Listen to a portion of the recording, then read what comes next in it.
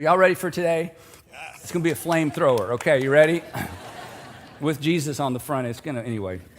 Today we are actually in part 4 of a series that we've been in for the past 3 weeks, and this is part 4 of Love Dates and Heartbreaks. And if you haven't been with us, or if this is the first time to tune in, this is a series for students who are dating, college students who are dating, graduate students, singles who are dating.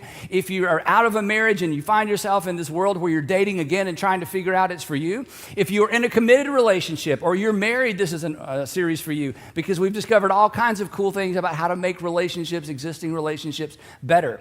And as I've said throughout the series, it's an opportunity for me to talk about something that breaks my heart, because very few things break my heart like watching people make relationship decisions that undermine their relationships, that undermine their current relationships, or perhaps undermine a future relationship they don't even talk about. So it's Love Dates and Heartbreaks. We've talked so far about love. We talked about Jesus' brand new brand of love, not the do unto others as you would have others do unto you, or love unto others as you would have others love unto you. A brand new kind of love where Jesus said, I want the love that you display and that you dispense on others to reflect the kind of love I have had for you. And when he said this, it didn't make a lot of sense to his first century followers, but after the crucifixion, it made all the sense in the world, because he laid down his life for them. And he said, now, when you think about loving other people, I want you to take your cue not from other people. I want you to take your cue from me. It's an as I have done unto you, you are to do unto others kind of love. And if that's all he said, that would really be about all we need. The Apostle Paul said it this way. He said, have the same attitude toward one another as Lord Jesus Christ had. In your relationships to others, Paul said, in your relationships to others, have the same mindset that Christ had. Again, do we really need anything else? We know how much Jesus loved the people around him. But the Apostle Paul came along, as we know, and he teased this out. And he gave us the fine print that will make you what? Fine, that's right, the fine print that will make you fine. He said, this is what this actually looks like in an actual relationship. He said, the love that God has displayed to you and put on display to you through Jesus, that he wants you now to put on display through others, looks like this. It's patient, it's kind, it's not jealous or arrogant or honoring. It's honoring, it's selfless. It's not easily angered. It's not a scorekeeper. If you were here last time we were together, we talked about scorekeepers, and I know some of you had conversations later about that. I heard about some of those. That this kind of love is protecting, it's trusting, it's hopeful, and it's persevering. And so Paul teases these out. He says, this is what this kind of love looks like. And it's so important. If you missed any of the previous episodes, these past 2 where we looked at these words are so important for you to go back and watch. You can do that by using your church app, or you can go to my YouTube channel. All of these messages are there, because today we build on where we've been. So we've talked about love. And today we're going to talk about dates. And I want to go ahead and give you the bottom line today of today's message up front, in case you lose interest or leave or your power goes out at home. And the bottom line is simply this. If you don't want a relationship like the majority of relationships, don't date like the majority of daters. If you don't want a relationship like the majority of relationships, if you don't want a marriage, if you don't want a marriage in the future like the majority of marriages you've seen, in fact, one of the reasons perhaps you're putting off marriages is you've just never seen a good one. You've never seen one you wanted to be in because they all look like you would be stuck in them, and you don't want to be stuck. Well, if you don't want a marriage like the majority of marriages, then don't date like the majority of daters. Now, the Apostle Paul, who we left off with last time, set us up for today's discussion, because at the end of that extraordinary chapter, 1 Corinthians chapter 13, the love chapter, at the very end, he said something very personal. And again, it tees us up for where we're going today. And you may remember this, and if you weren't here with us last time, you've probably heard these words before. Here's what he said. He said, when I was a child, I talked like a child.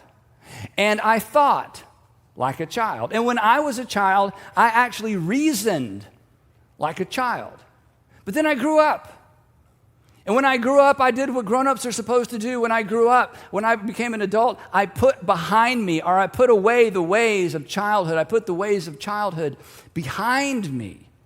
Now, all of us understand this in terms of, there are things you just don't do the way you used to do them, because you grew up and you naturally put the ways of childhood behind you. You're not childish anymore.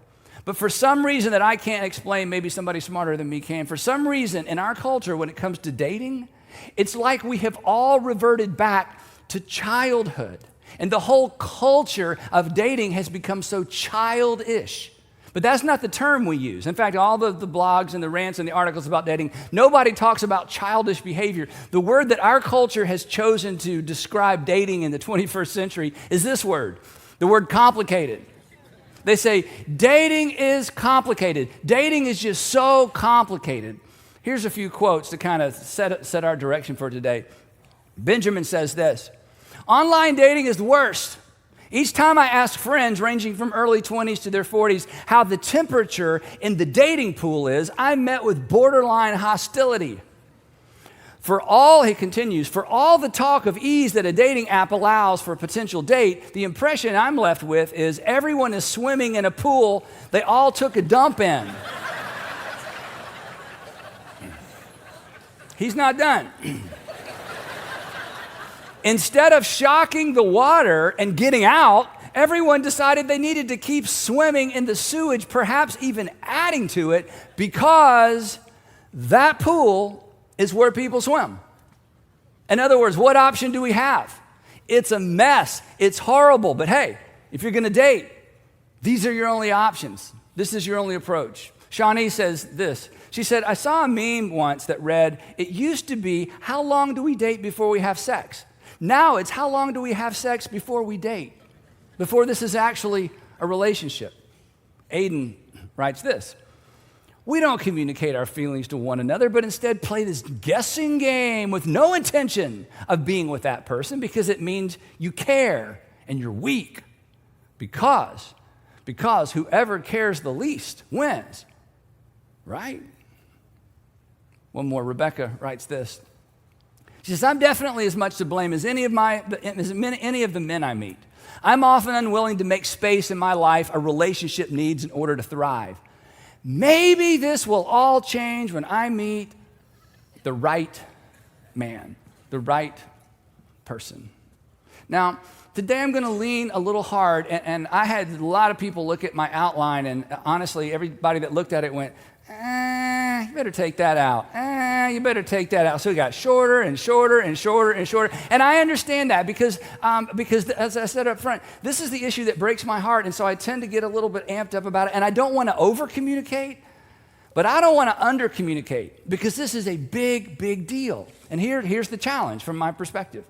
When you take something that's designed for an adult, when you take anything that's designed for a grown-up, and you hand it to a child, it appears to that child to be complicated. When you take something that's designed for an adult and you hand it to a child, from the child's perspective, it appears to be complicated. And as long as you and as long as we and as long as culture approaches romance and sexual attraction and relationships like a child, it will be complicated.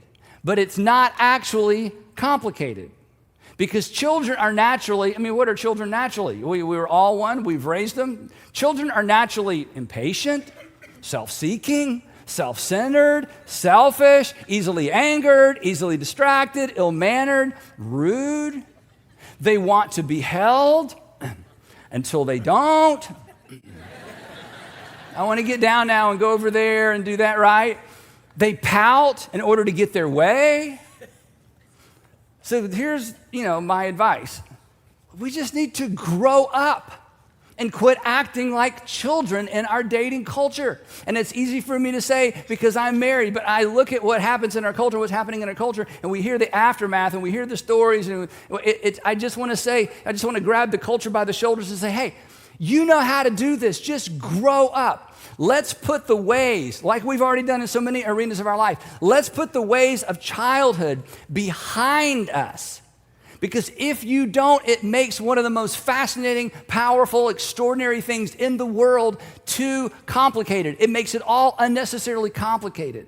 And I would say to people in our culture, and it makes you as an individual unnecessarily susceptible to the right person myth.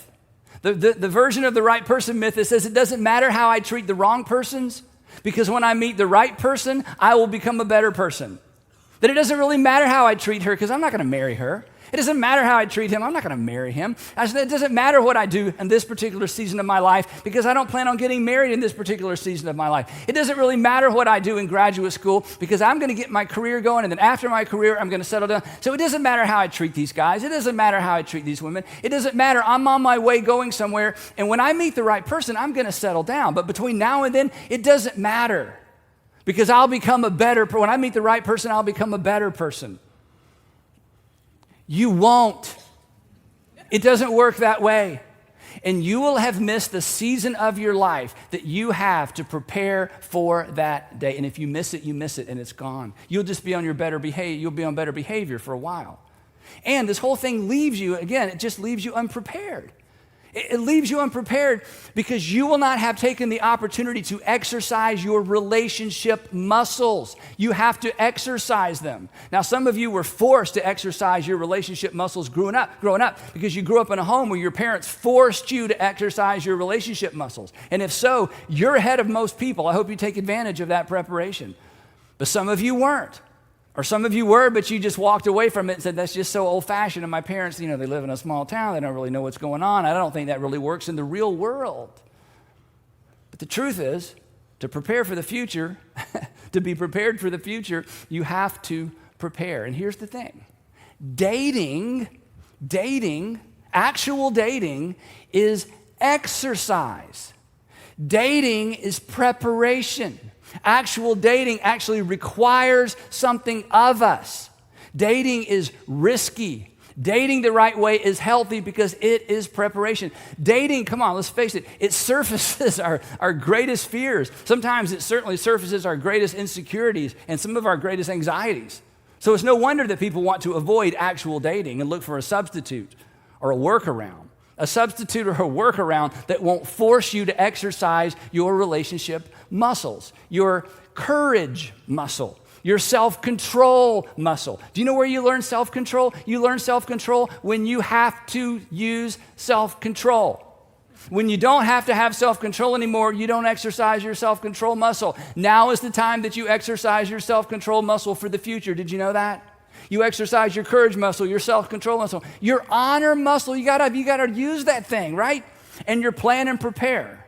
All of these are necessary for an actual relationship. Now, as we've seen so far in our time together, when it comes to relationships, the New Testament is extraordinarily helpful. It's immensely helpful. When it comes to relationships, the New Testament is great because in the New Testament, we find this overarching command that Jesus gives us. In the New Testament, we find all of these applications of Jesus' overarching love as I've loved you command. But when it comes to dating, not so much, okay? There's no dating advice in the New Testament or the Old Testament because back then, married people were committed to each other or promised to each other by their parents, and so there was no dating culture. There was no adolescent culture. There was no singles culture. Back in all ancient times, women guarded their virginity like they were guarding their life because they were, in most instances, having to guard it to guard their life and to guarantee themselves a future of any kind. It was an honor-shame culture. Dignity was not determined by the fact that you were a human being. Dignity was determined by who you were related to, what nation you had citizenship in, and how much money you or your family had. And then Jesus came along. This is why everybody should be a Jesus follower. Everybody should be a Jesus follower because Jesus came along and introduced for the first time in a holistic way dignity for the entire world and everyone who's ever born. It's through in fact, Jesus is the one that argued for or paved the way for human rights. Did you know that? For women's rights, for children's rights, for minority rights. But with all of that having been said and done, and with all the instructions we find in the New Testament, he didn't, and no one in the New Testament said anything about dating. So from this point on in the message, this is not thus saith the Lord. It's just thus saith me. Okay? So these are my opinions. These are my insights, but they're not insights from a vacuum. They're insights from years and years and years of talking to people who've done it right, done it wrong, who've navigated it successfully, 31 years of marriage and 31 years of talking to people who've been married and done it the right way and the wrong way. So I believe what I'm about to tell you is extremely, extremely important, but I just want you to know, no scientific research has been done. This is pretty much my opinion. You got that? So I don't expect anyone to take any notes. Now, I got to lay the groundwork, and again, I said I was going to push a little bit, so I'm going to start with this. To set the stage for these 5 rules for dating, I need to say something to the ladies. Ladies, it is an embarrassing fact about men, and I'll just own this. It is an embarrassing fact about men and male nature that relationally speaking, if we don't have to, relationally speaking, not at work, not on the softball field, not on the basketball court, but relationally speaking, if we don't have to, we won't. If we don't have to ask you out, we won't. It's just too scary, okay? Ladies, if you step in, most of us will step back. It's embarrassing. It's not an excuse. There's never an excuse for bad behavior, ever. There's never an excuse for poor leadership in a relationship or in the home. There's never an excuse to mistreat anyone, ever, ever, ever. But this is just a terrible fact of male human nature for most males. And I'll tell you a secret about us, ladies, and you may not believe this. We know this about ourselves, even though perhaps the men in your life have not put words around it. We know this about ourselves, and we don't like it about ourselves. And we fight it. And we cover it with all kind of weird words and ego and macho and strange things. I mean, your husband's 40 years old. He's still on a softball team. You're trying to figure this out. It's like he comes home, his leg's all bloody, and he's talking about it. And you're thinking to yourself, this doesn't even matter. I mean, you're so mad about something that doesn't matter. What's up? So we're different, okay? We're just different. You find that funny? You might have found that a little too funny. Oh, he plays softball? Yeah, no.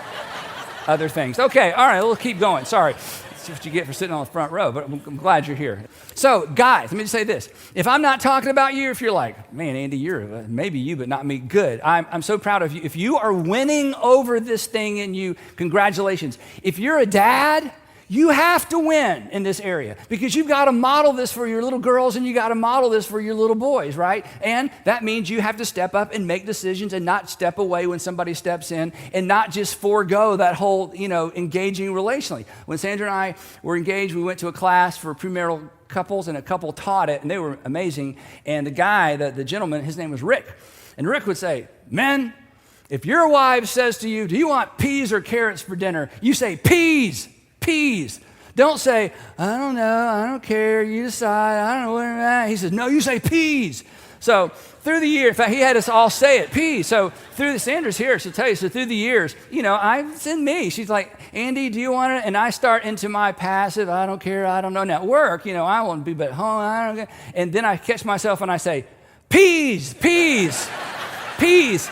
And it's my way of saying, okay, give me a second. I'm going to decide. I'm not doing that thing. Peas. And we just kind of laugh, all right? So, got it? Any questions so far? We're all together. Okay. So that's kind of the groundwork. There's this dynamic that just goes on that women you've seen and wonder what's wrong with them, and us, we fight it, and sometimes we cover it well, and we don't love that about ourselves. But it's just in most of us. So with that as the ground, it's sort of laying the groundwork. Here.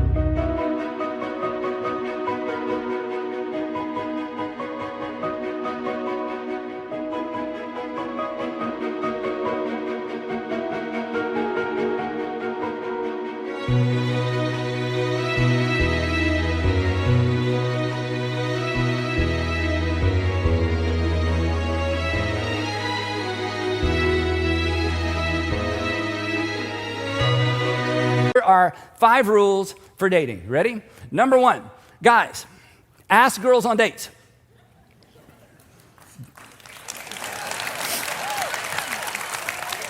The guys are like, why are they clapping? Use the word date. I would like to take you on a date too. No more, hey, you want to hang out? Hey, you want to do something sometime? Ladies, aren't you sick of that? It's like, yes, make a decision. Come on. Because men, again, and we don't do this on purpose. Here's the thing. Clarity is honoring. Clarity shows respect. Ask a woman to do something specific on a specific day at a specific time. To which, when I hear that, if I'm sitting where you are and I hear that, here's what I think as a guy. But that means like I have to plan. Exactly. You need to exercise your planning muscle. It's a muscle and you're going to need it, right? So guys, ask girls on dates. So I'm going to give you an example. And ladies, if you're thinking, really, you have to give an example? Yes, because we're not that good at it. And guys, I'm going to give you an example that doesn't even use the word date, but you should not be afraid of the word date. It's a good word. So here's what it looks like. I have tickets planned to the Atlanta United match, something I'm interested in, next Wednesday specific. If you're available, because I'm going to give you an out, I would enjoy taking you. How's that? Let me go over it again. I thought ahead. Okay. Now, guys, let me tell you why this is a big deal. Because it has taken you weeks, maybe months, to get up enough courage to ask. Your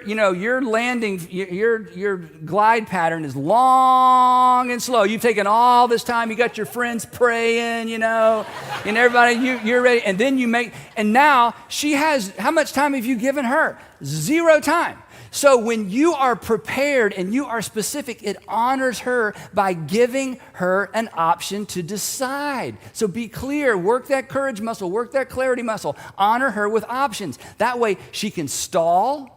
She can check her calendar. She has now the space and time that you've already had. This is how you honor a woman, by asking her to do something specific. It's a big deal. You've had time to think and worry. Now she has time to think and worry and call her friends, and they're all going to pray, right?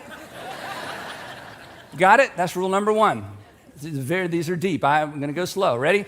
Rule number 2. Ladies, agree to date. Don't agree to hang out sometime. Don't agree to, agree to dates. Here's the why. Because the bar is set on the first encounter. Not that bar, the other bar. The bar is set on the first encounter, okay? And you're worth it. You're worth it. In other words, if the bar isn't set high, it's not going to get any higher, and it's not our fault. It's just kind of our nature that at whatever level you'll receive us, we just kind of stay there. It takes a long time for us to improve, a long time. So you want to make sure the bar is high, right? If he asks you to hang out, if he just, hey, you want to hang out sometime, you ask this question. You say, well, do you have something specific in mind? He won't.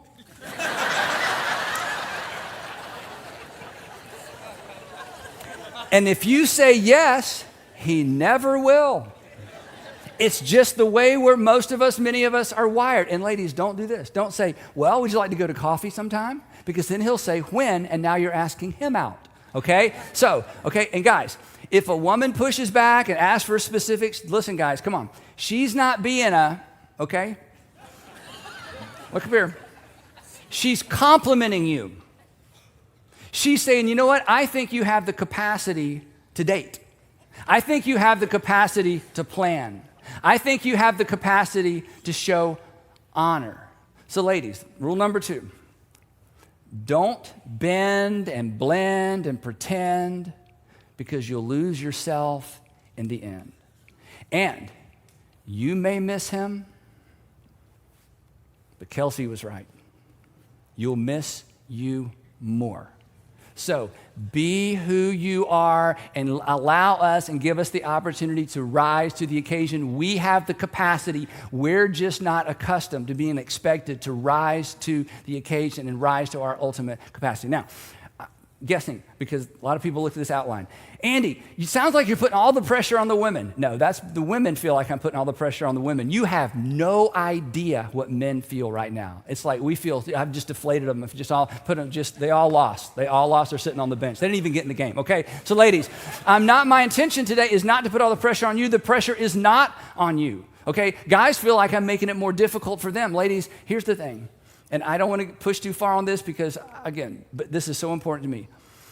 I just want you to respect yourself.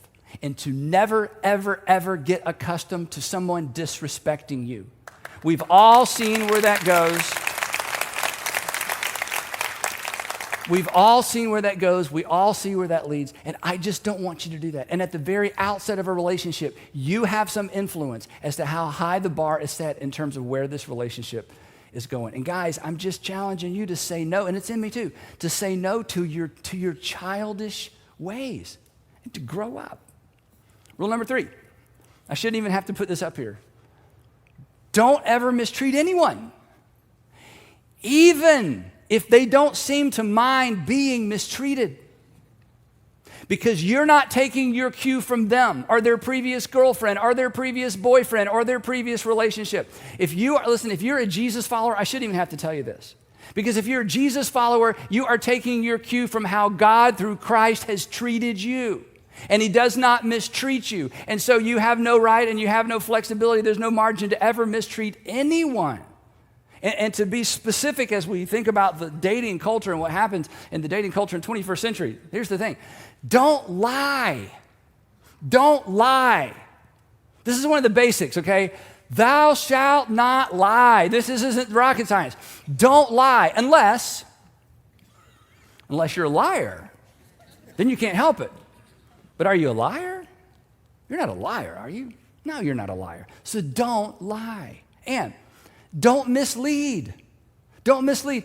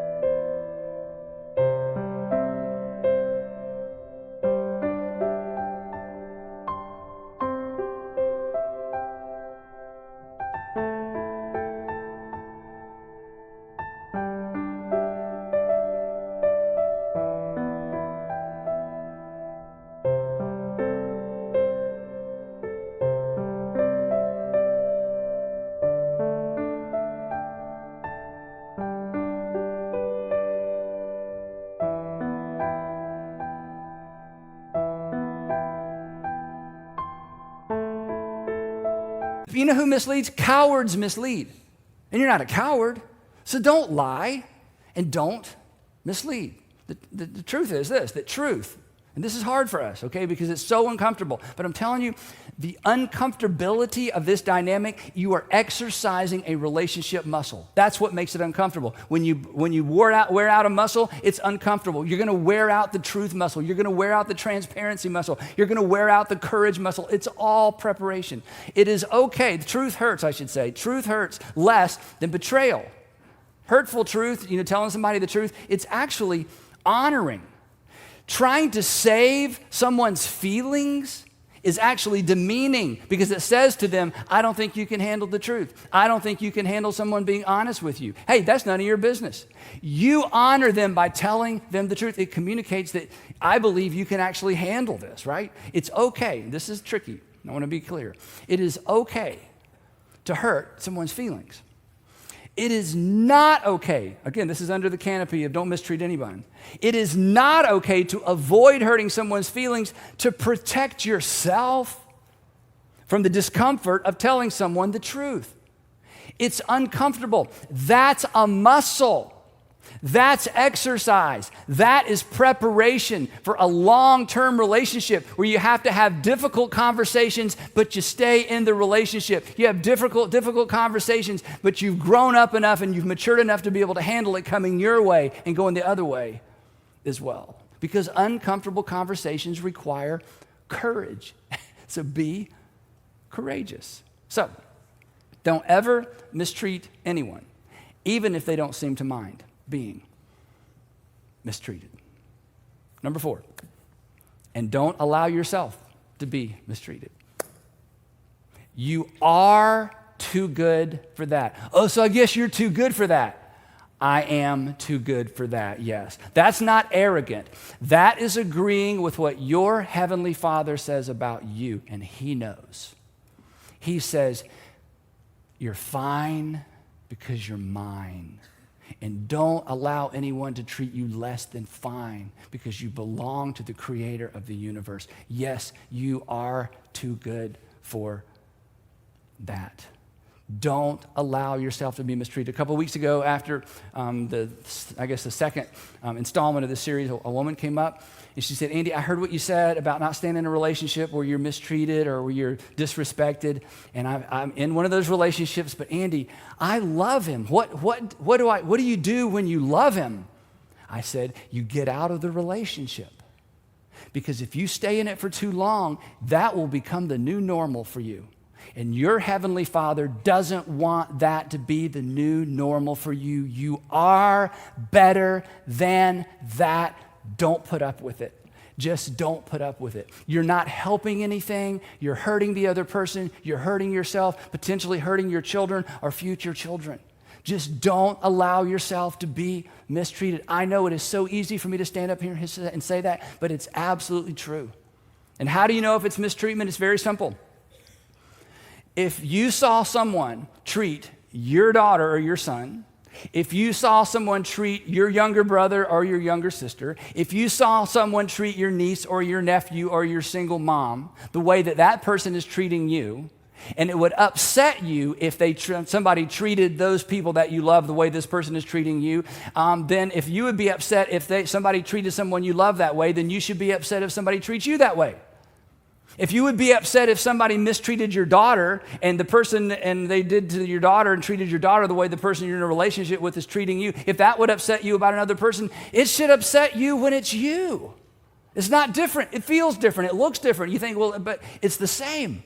You know what this looks like. So please, whatever side of the relationship, just don't allow yourself to be consistently mistreated. That will become your new normal. And it's not normal. And your heavenly Father and the people who know you and love you don't want that to become normal for you. And then number 5, last one. We talked about this the first week. Don't do anything that makes you a liar for life. See, here's the thing. Every relationship you're in, every date you go on, every romantic encounter you're a part of, all of those events become part of your story. Every single one of those events becomes a permanent part of the story of your life.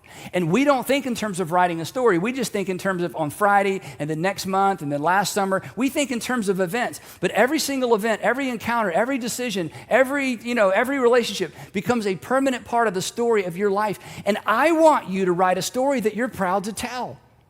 I want you, when you think back on the current relationship or a previous relationship or a future relationship, when it's in the rearview mirror, when it's a permanent part of your story, don't you want to write a story that you're proud to tell?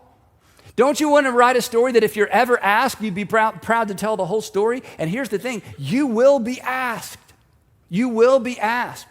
And if you're not careful, you will become a liar for life because there will be seasons and chapters and relationships that you don't want anyone to know about and that you kind of skim over and it's really nobody else's business, but you carry it with you as a permanent part of your story. And there's nothing you can do about your past. But from this moment on and from this moment forward, you have an opportunity to write a different dating script, a different moral script, a different relationship script. And a good story is, for years I wandered around and kind of gave into cultural expectations, but then there was a specific date when I made a specific decision, and since that time, I have written a newer, better story.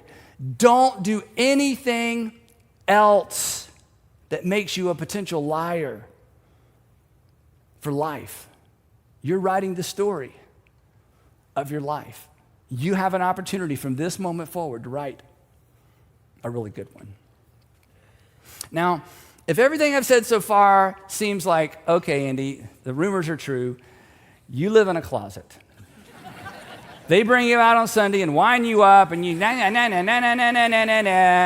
then the battery runs out and they put you back in the closet because you have no earthly idea what's going on in culture. Here's my suggestion. This afternoon when you go home, or tonight when you go home, or whenever you get home, I want you to get an empty cardboard box. Now, if you don't have one, just wait a couple days. Because a box is going to show up on your front porch or in your garage. You don't know what it'll be because you can't remember what you ordered. But anyway, after you get it all out,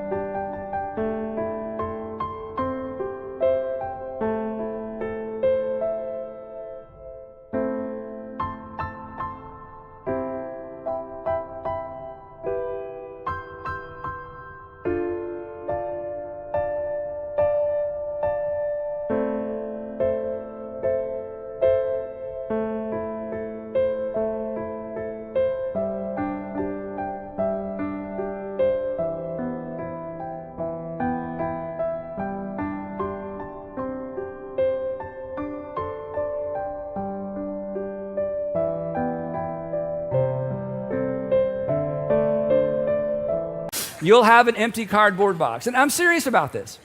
And I want you to find some time when you can be alone, and I want you to stare into that empty box, and I want you to do a little mental exercise. I want you to take all the good things.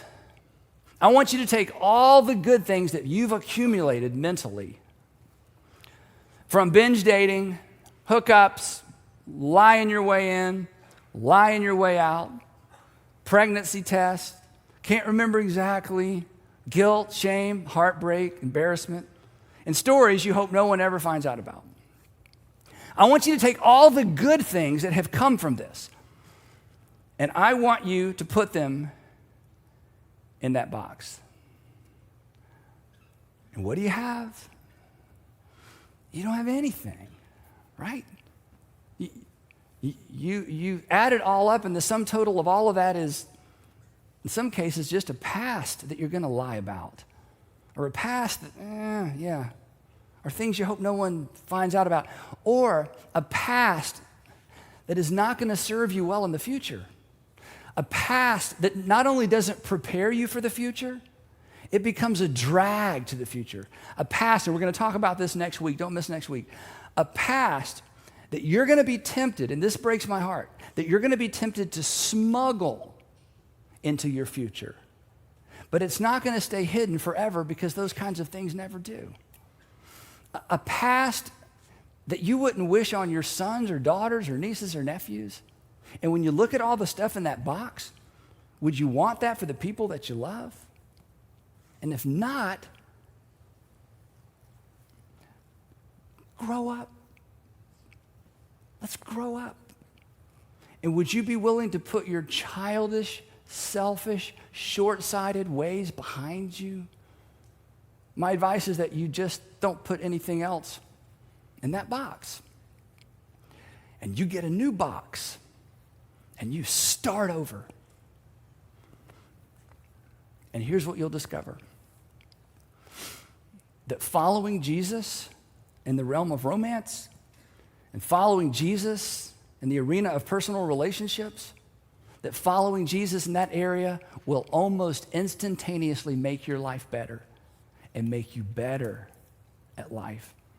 Because following Jesus in this area of your life will prepare you and protect you. It will prepare you because he loves you, and it will protect you because he loves you. So, if you don't want a relationship like the majority of relationships, don't date like the majority of daters. In fact, you may need to take a break from the entire scene. And we will pick the discussion up right there next time in part 5 of Love Dates. And and heartbreaks.